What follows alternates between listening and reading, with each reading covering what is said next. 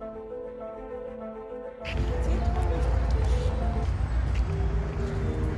bonsoir à tous, ça dépend de l'heure à laquelle vous nous suivez. Nous sommes un groupe d'étudiants en 3e licence dans la faculté des administrations des affaires et sciences économiques, plus précisément dans le département de gestion. Aujourd'hui, nous allons vous faire une mise en scène d'une négociation entre employeurs et employés. Dans cette vidéo, les ressources humaines vont représenter les employés et le conseil d'administration va représenter les employeurs. Alors moi, je me présente, je suis Hortense Okienwa Asifiwe, je joue le rôle de directrice des opérations dans le conseil d'administration. Alors je laisse la place à mes collègues de pouvoir se présenter. Je suis Delvika Piakapepula, je joue le rôle de la présidente du conseil. Je suis Mbouyoungo Moussi, je joue le rôle de directrice financière dans le conseil d'administration. Je suis Ketia Makaya, je joue le rôle de conseillère juridique dans le conseil d'administration. Alors, je laisse la place aux membres qui constituent le département des ressources humaines de pouvoir se présenter. Je suis Ludmila Ramazani Jemima, directrice des ressources humaines. Je suis Esakine Moukarla, la chargée des relations sociales.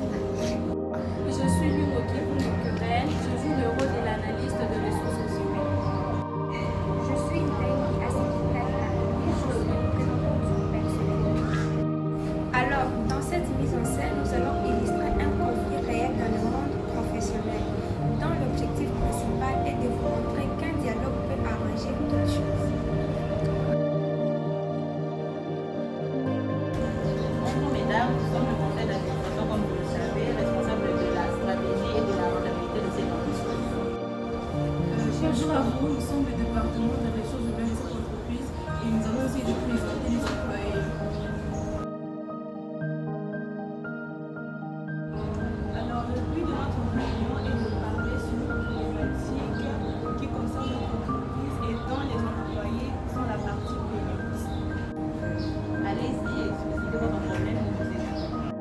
Alors, les employés se plaignent d'un salaire faible et des heures supplémentaires non rémunérées et d'une pression excessive pendant les heures de travail. Exact. Certains travaillent plus de 50 heures par semaine sans compensation. Nous demandons une révision des conditions de travail. L'équipe traverse un moment difficile dans un contexte économique. Nous ne pouvons pas faire des dépenses extravagantes. Nous devons maîtriser le coût de l'entreprise. Toute hausse salariale doit être justifiée financièrement. Alors, chers membres, constituant les départements des ressources humaines, nous ne devons pas oublier que la rentabilité est un facteur déterminant de la suivi et de la pérennité de notre entreprise. Oui, nous savons tout cela. Nous ne vous demandons pas un privilège et sachez que nos employés ne refusent pas l'effort, mais réclament une rémunération proportionnelle à leur effort fourni. La politique salariale de l'entreprise respecte les conditions du marché du travail. Et à ce que je sache, la relation est fondée sur le consentement libre de deux parties. Personne n'est obligé de rester. Cela est vrai. Mais lorsque les opportunités professionnelles sont limitées, les salariés ont le droit de choisir. Mais ne peut exercer ces choix sans conséquences graves, telles que le chômage. Mais lorsqu'un employeur crée plus de valeur qu'il n'en reçoit sous forme de salaire, on parle d'exploitation économique. Juridiquement parlant, l'entreprise respecte les cadres légaux. Il n'y a pas d'exploitation au sens du droit.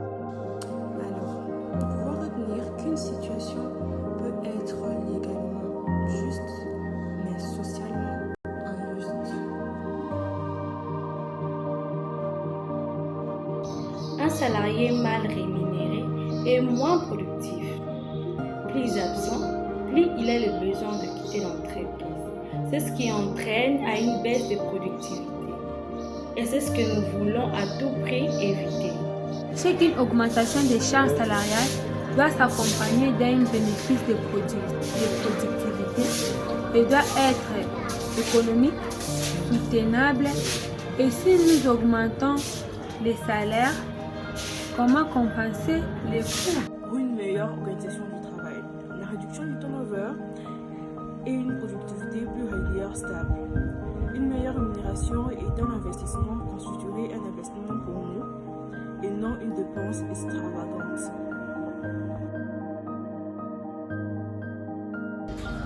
Il me semble nécessaire et judicieux pour le bien-être de notre entreprise et de nos employés de parvenir à un accord.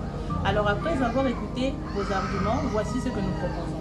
Une augmentation de 10%, une rémunération partielle pour les heures supplémentaires et une limite claire des heures de travail. En échange, les employés s'engagent à améliorer la productivité et la discipline. Le Conseil accepte cet accord. De ce fait, l'accord est conclu à titre expérimental pour une durée de 6 mois afin de permettre une évaluation objective de sa mise en œuvre et de ses résultats. Cette période fixée permettra d'apprécier l'adéquation entre les objectifs fixés et la performance observée. Parfait. Maintenant que toutes les dispositions ont été comprises et acceptées par les deux parties, nous nous engageons à respecter cet accord et à y assurer le suivi nécessaire.